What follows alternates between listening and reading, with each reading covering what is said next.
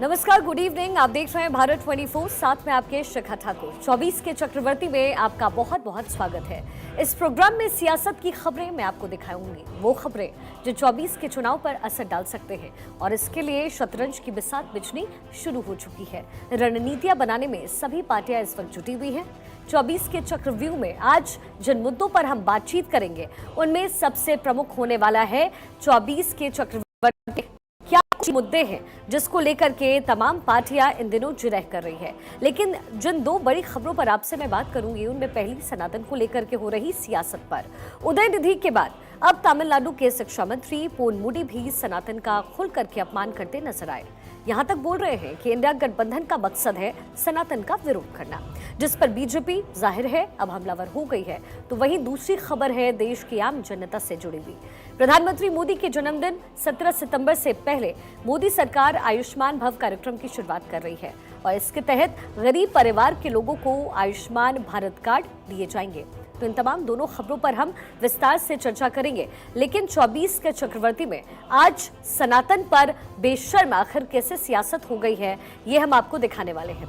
लेकिन उससे पहले एक बड़ी जानकारी, एक बड़ी खबर मिल रही है, उसका रुख करते हुए एमपी में बीजेपी की दूसरी लिस्ट भी पूरी तरीके से तैयार कर दी गई है। सूत्रों के हवाले से ये बड़ी जानकारी मिल रही है।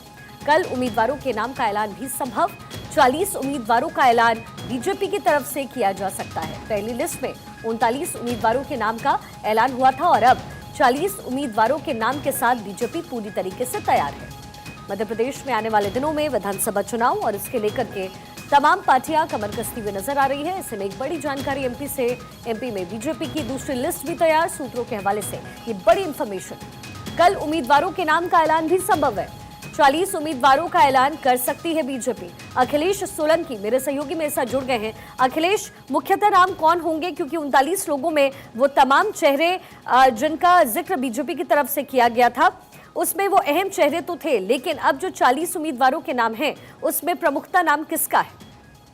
देखिए, सबसे पहले तो अभी बीजेपी जो पहली लिस्ट जारी की थी, वो तमाम ऐसी सीटें थी लगभग 4 चुनाव से बीजेपी जहां पर हार रही थी। और आगे भी जो घोषित होने वाले हैं, जो हमारी जानकारी है, आप 40 करें, 40 से 60 भी ये संख्या हो सकती है। ये तमाम वो सीटें हैं जहां पर लगातार बीजेपी हारी है, क्योंकि 100 से ज्यादा सीटों को, 103 सीटों को आकांक्षी सीटों में बीजेपी ने रखा था, जहां पर बीजेपी के नए चेहरे और चौंकाने वाले चेहरे सामने आ सकते हैं। कल कोर कमेटी की बैठक हुई थी दिल्ली में, जिसमें मुख्यमंत्री शामिल हुए थे। केंद्रीय चुनाव समिति की बैठक का इंतजार है, वो कल हो सकती है, कल ये लिस्ट सामने आ सकती है। बड़ी बात यह है कि कल की बैठक के बाद आज मुख्यमंत्री शिवराज सिंह चौहान ने अपने तमाम कार्यक्रम निरस्त कर दिए थे। आज मुख्यमंत्री ने रिजर्व डे रखा। इससे अंदाजा लगाया जा सकता है कि कल जो मंथन हुआ है नामों पर, उसके बाद कुछ बड़े चेंजेस, कुछ बड़े चेहरों पर दांव लग सकता है, या कुछ बड़े चेंजेस देखने को मिल सकते हैं। तो जो 40 से 60 नाम सामने आएंगे, उस पर सबकी नजर है। किसका नाम हो सकता है, इसको लेकर भी अटकलें लगाना जल्दबाजी है, लेकिन ये जरूर है कि बीजेपी सबको चौंका सकती है मध्य प्रदेश में। जी ठीक है अखिलेश, बहुत बहुत शुक्रिया इस तमाम जानकारी के लिए। आप लगातार नजर बनाकर रखिएगा। तो देखिए, 2024 का जो एजेंडा है, वो तमाम पार्टियां इस वक्त सेट कर रही है, लेकिन इस वक्त जो सबसे अहम मुद्दा है, वो है सनातन को लेकर। कोई कहता है कि सनातन 1200 साल पुराना है, कोई कहता है कि सनातन 90 साल पुराना है। तो वहीं कई दावे ये भी हैं कि सनातन का ना तो आदि है, ना है अंत। तो कुछ नेता कहते हैं कि हमको सनातन को ही मिटाना है। अब सत्ता की लड़ाई सनातन के इर्द गिर्द घूमती नजर आ रही है, जो इफेक्ट करेगी सीधा सीधा 2024 को। जिस दक्षिण के रामेश्वरम में जाकर के भगवान राम के शिवलिंग की स्थापना की गई, राम सेतु का निर्माण हुआ, उसी दक्षिण से 2 आवाजें आई जो सनातन के खिलाफ थी। अब दोनों ही आवाजें डीएमके के नेताओं की थी। क्या कुछ कहा गया, सबसे पहले आपको हम वो बता देते हैं। देखिए, उदयनिधि स्टालिन तमिलनाडु के खेल मंत्री हैं और एमके स्टालिन के बेटे हैं। उन्होंने कहा कि कुछ चीजों का विरोध नहीं किया जा सकता, उन्हें सिर्फ खत्म किया जा सकता है। एग्जाम्पल क्या दिया, इस पे नजर डालिए। उन्होंने कहा कि हम डेंगू, मच्छर, मलेरिया या फिर कोरोना का विरोध नहीं कर सकते, हमें इसे मिटाना होगा। ठीक ऐसे ही हमें सनातन को भी मिटाने की जरूरत है। उदयनिधि की तरफ से ये बातें कही गई।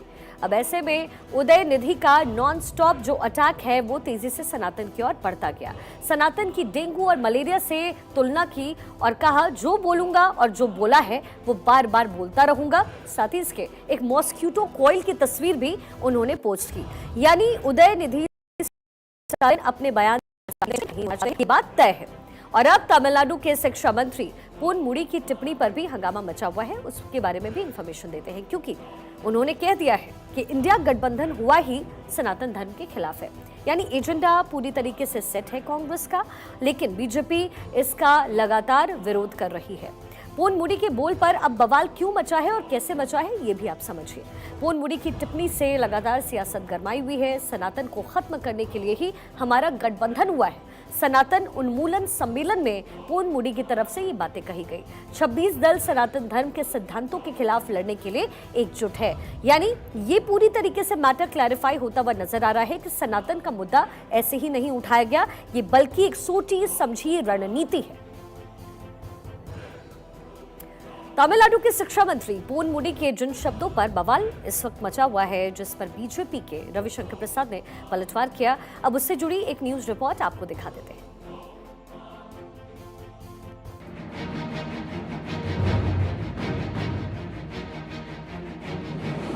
तमिलनाडु के शिक्षा मंत्री डीएमके नेता पोन मुडी ने जो कहा, उस पर हंगामा मचा है। पोन मुडी ने कहा कि हमारा अलायंस सनातन विरोध के लिए ही बना है। पहले सुनिए पोन मुडी ने क्या कुछ कहा। பத்திரிகைகளின் மூலமாக ஊடகங்களின் மூலமாக நம்முடைய இந்த சனாதன எதிர்ப்பு கொள்கையை இந்தியா என்ற இங்கே எல்லாம் நண்பர்களும் சொல்லிவிட்டார்கள். இந்த இந்தியா என்பது ஒரு சனாதன கொள்கைக்கு எதிர்ப்பாக உருவாக்கப்பட்டிருக்கிற கூட்டணி தான் இந்தியா. இதற்குள் கருத்து வேறுபாடுகள் हंगामा मचना तय था। बीजेपी नेता रविशंकर प्रसाद मीडिया के सामने आए और उन्होंने कहा कि ये साफ हो गया है कि इंडिया गठबंधन का एजेंडा ही सनातन का विरोध करना है। जो वहां के शिक्षा मंत्री ने कहा है वो एक सच्चाई है और इनका हिडन एजेंडा है सनातन धर्म का विरोध करके वोट बैंक की पॉलिटिक्स करना। और इस पूरी प्रक्रिया में ये लोग बहुत दिन से लगे हुए हैं।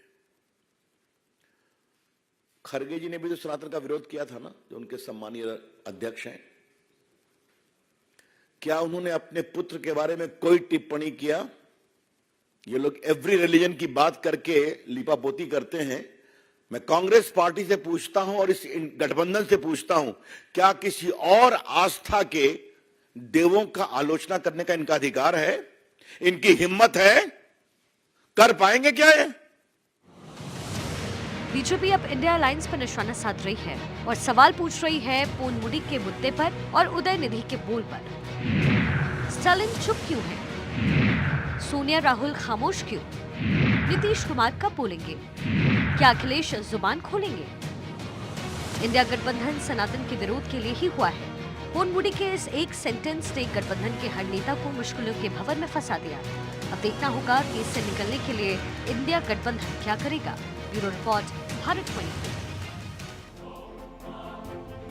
हाँ, ये बात सच है कि कांग्रेस की तरफ से कुछ कहा भले ही ना जा रहा हो, लेकिन पल्ला झाड़ती हुई कांग्रेस भी इस पूरे मैटर को लेकर, इस पूरे मामले को लेकर के नजर आ रही है। जाहिर है 2024 में आम चुनाव है और इसका असर जरूर पॉलिटिकल पार्टीज पर पड़ेगा और यही वजह है कि कांग्रेस इस वक्त बच रही है। अब आज की दूसरी सबसे बड़ी खबर, भारत में यात्राओं का इतिहास बहुत पुराना है। बापू ने दांडी यात्रा निकाली, जिनसे अंग्रेजों की हुकूमत को हिला दिया। पूर्व प्रधानमंत्री चंद्रशेखर ने यात्रा निकाली थी, राजीव गांधी ने यात्रा निकाली, लालकृष्ण आडवाणी ने भी यात्रा निकाली। यात्राओं ने हमेशा आंदोलन को एक मजबूती दी है, तो सत्ताओं के सिंहासन को भी हिला डाला है। तो वही विपक्ष में बैठे लोगों को एकजुट और राजमुकुट से इन तमाम यात्राओं ने नवाजा है। एक बार फिर से देश में चुनावी मुहाने पर इस वक्त हम खड़े हैं और देश में यात्राओं का जोर है। कैसे, हम आपको सिलसिलेवार तरीके से बताएंगे। मध्य प्रदेश, राजस्थान और छत्तीसगढ़, अब तीनों राज्यों में होने वाले हैं चुनाव और इन राज्यों में बीजेपी की यात्राओं का बहुत ज्यादा जोर है। बीजेपी फोकस कर रही है कि यात्राएं करे, लेकिन क्या ये यात्राएं सत्ता दिला पाएगी? कैसे, ये भी हम आपको समझाते हैं। मध्य प्रदेश, राजस्थान, छत्तीसगढ़, तीनों राज्यों पर बीजेपी का इस वक्त फोकस है। तीनों ही राज्यों में परिवर्तन यात्रा बीजेपी की तरफ से निकाली जा रही है। 2003 में राजस्थान में परिवर्तन यात्रा निकाली गई, 2013 में निकाली गई स्वराज संकल्प यात्रा और दोनों ही यात्राओं से राजस्थान में मिली सत्ता और इस बार इन तीनों राज्यों में परिवर्तन यात्राएं हैं। बड़ा सवाल है कि क्या ये यात्राएं वोट बैंक में तब्दील हो सकती है और जाहिर है बीजेपी इसीलिए लगातार कोशिश कर रही है और यात्राओं के जरिए अलग अलग स्टेट से गुजरना चाहती है। वो फिर बात राजस्थान की हो या फिर मध्य प्रदेश की या फिर हो छत्तीसगढ़ की। और अब हम आपको तीनों राज्यों की यात्राओं के बारे में एक एक करके पूरी इन्फॉर्मेशन देते हैं, डिटेल इन्फॉर्मेशन देते हैं, ताकि आपको पता चले कि वोटर्स किस तरीके से इफेक्ट होंगे, बीजेपी की रणनीति क्या है। तो सबसे पहले बात कर लेते हैं मध्य प्रदेश की। मध्य प्रदेश में बीजेपी की जन आशीर्वाद यात्रा है। 5 स्थानों से दरअसल ये यात्रा निकाली जाएगी। अब तक 60 लाख लोगों से संपर्क साधा गया। 22 सितंबर तक ये जन आशीर्वाद यात्रा चलने वाली है और समापन पर भोपाल में इसका महाकुंभ सजाया जाएगा। प्रधानमंत्री नरेंद्र मोदी इसमें शिरकत करते नजर आएंगे। ये बात हो गई मध्य प्रदेश की। राजस्थान में भी आने वाले दिनों में चुनाव है। ऐसे में राजस्थान को लेकर के बीजेपी की परिवर्तन यात्रा की रणनीति क्या है, ये भी आप समझिए। 4 चरणों में इस वक्त यात्रा चल रही है। 200 विधानसभा सीटों को कवर करेगी ये तमाम पूरी यात्रा, यानी परिवर्तन यात्रा जो बीजेपी निकाल रही है। 2 सितंबर को पहले चरण की शुरुआत की जाएगी। जेपी नड्डा ने इस यात्रा की शुरुआत की। सवाई माधोपुर से परिवर्तन यात्रा का आगाज किया गया। 3 सितंबर को डूंगरपुर से दूसरे चरण की शुरुआत होगी।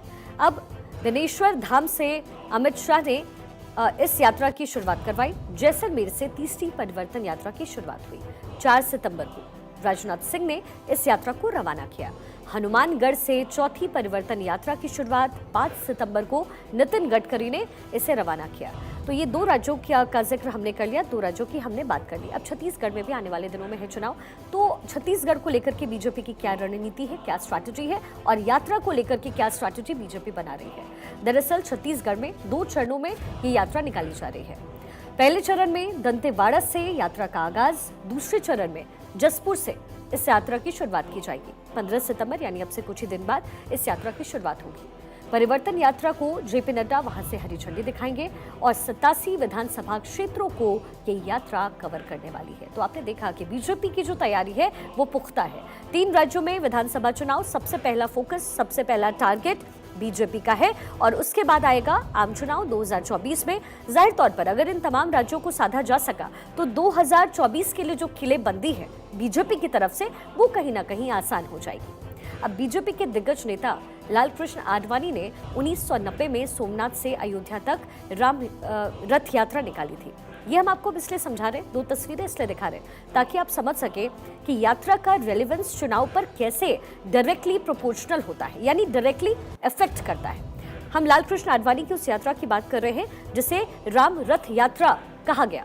ये यात्रा उस दौर में निकाली गई जब वीपी सिंह ने मंडल कमीशन की सिफारिशों को लागू किया और इस यात्रा से राम मंदिर आंदोलन को उस वक्त धार मिली। इस यात्रा की बैकडोर कमान संभाली थी मौजूदा प्रधानमंत्री नरेंद्र मोदी ने।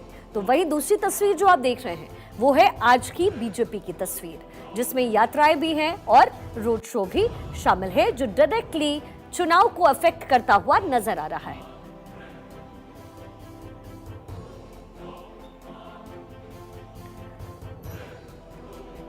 तो ये परिस्थिति हम 1990 से लेकर के आज तक की दिखा रहे हैं। बीजेपी किस तरीके से 1990 से लेकर के अब तक यात्राओं के जरिए वोट बैंक की राजनीति करती है और वोट को अफेक्ट करती है। अब मेरे साथ आप 2 तस्वीरें देखेंगे और आपको कुछ याद आएगा। जी हाँ, माजी में आपके क्या कुछ हुआ है वो आपको याद आएगा। ये जो तस्वीर आप देख रहे हैं राजीव गांधी की है और दूसरी तस्वीर उनके बेटे कांग्रेस सांसद राहुल गांधी की है। अब आप इसे कनेक्ट करके देखिए। राजीव ने भी इस देश में 2 बार यात्राएं निकाली, तो राहुल की भारत जोड़ो यात्रा ने देश में उनकी छवि को कहीं ना कहीं मजबूत किया। कर्नाटक और हिमाचल जैसे राज्यों में कांग्रेस की सरकार बनी और अब 2 अक्टूबर से भारत जोड़ो यात्रा एक बार फिर से शुरू होने वाली है। तो बीजेपी की स्ट्रैटेजी पूरी है और कांग्रेस किस तरीके से पहले से ही स्ट्रैटेजी बनाती रही है और कहीं ना कहीं इसका फायदा राहुल गांधी को मिलता हुआ नजर आया इन दोनों राज्यों में जब विधानसभा चुनाव हुए। तो लेकिन बड़ा सवाल है कि अब जब यात्रा का 2.0 राहुल गांधी निकालेंगे तो क्या बीजेपी को तोड़ने में ये मदद करने वाला है या फिर ये जो छवि राहुल गांधी की बनी है वो वैसी ही रह जाएगी, यानी वोट बैंक में वो कन्वर्ट नहीं होगी। और अब हम बात करने वाले हैं इस देश में यात्राओं के इतिहास की। आखिर देश में कब कब यात्राएं निकाली गई, ताकि आप समझ जाए कि ये पूरी पॉलिटिक्स कैसे इसके इर्द गिर्द घूमती है। यात्राओं का क्या इतिहास है आप समझिए। 6 जनवरी 1983 तत्कालीन पीएम चंद्रशेखर की यात्रा उस वक्त निकाली गई। 1985 में राजीव गांधी ने निकाली। इसके साथ ही कांग्रेस संदेश यात्रा राजीव गांधी की उस यात्रा को नाम दिया गया। 1990 में राजीव गांधी की सद्भावना यात्रा निकाली गई। 1990 में एल.के. आडवाणी ने और उनके नेतृत्व में रथ यात्रा निकाली, जो आपको याद भी होगा। 1991 में मुरली मनोहर जोशी ने एकता यात्रा निकाली। 2003 में वाईएस राजशेखर रेड्डी ने पद यात्रा निकाली। 2004 में बीजेपी ने भारत उदय यात्रा निकाली। फिर 2017 जहां वाईएस जगन मोहन रेड्डी ने निकाली प्रज्ञा संकल्प यात्रा। 2017 में दिग्विजय सिंह ने नर्मदा परिक्रमा यात्रा निकाली और फिर 2021 में बीजेपी ने निकाली जन आशीर्वाद यात्रा। फिर 2022 में यानी पिछले साल राहुल गांधी की भारत जोड़ो यात्रा निकली, जिसने खूब सुर्खियां बटोरी। अब 2023 में 3 राज्यों में बीजेपी यात्रा है और राहुल गांधी एक बार फिर से भारत जोड़ो यात्रा किया अगले वचन लेकर के आगे चलेंगे। तो आप समझ गए होंगे हमने इसे क्यों कनेक्ट किया, हमने इसे क्यों जोड़ा है। हमने नहीं जोड़ा, ये सियासी दल इसे जोड़ने की कोशिश कर रही है। 1919 से लेकर के आज तक यानी 2023 की सियासत में यात्राओं का जोर बहुत रहा, जो वोट बैंक में कन्वर्ट होता हुआ हमेशा नजर आया। और यही वजह है कि बीजेपी हो या फिर कांग्रेस पूरी तरह से स्ट्रैटेजिकली चल रही है। अब उस यात्रा की बात करते हैं जो बीजेपी के लिए एक गेम चेंजर साबित हुई।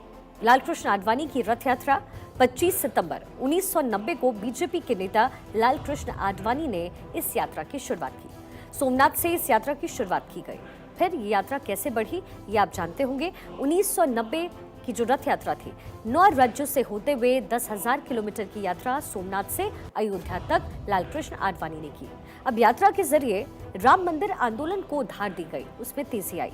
30 अक्टूबर 1990 को वीएचपी ने राम मंदिर निर्माण शुरू करने की घोषणा कर डाली। यात्रा के 3 नतीजे देखने को मिले। बिहार के समस्तीपुर में आडवाणी को गिरफ्तार किया गया। बीजेपी ने समर्थन वापस लेकर के वीपी सिंह की सरकार गिरा दी और कार सेवक बिना आडवाणी के ही अयोध्या पहुंच गए। अयोध्या में कार सेवकों पर गोलियां चली, लेकिन 1991 लोकसभा चुनाव में बीजेपी को फायदा मिला। बीजेपी को कुल 120 सीटें मिली। तो आप समझ गए कि यात्रा को लेकर के आखिर क्यों ये जो पॉलिटिकल पार्टीज हैं वो पूरी तरीके से तैयार है और ये अफेक्ट करता हुआ नजर आ रहा है 2024 के चुनाव को। तो 24 के चक्रवर्ती में अब वक्त है एक बहुत छोटे से ब्रेक का। फौरन होंगे हाजिर अहम खबरों के साथ। आप बने रहिए भारत 24 पर।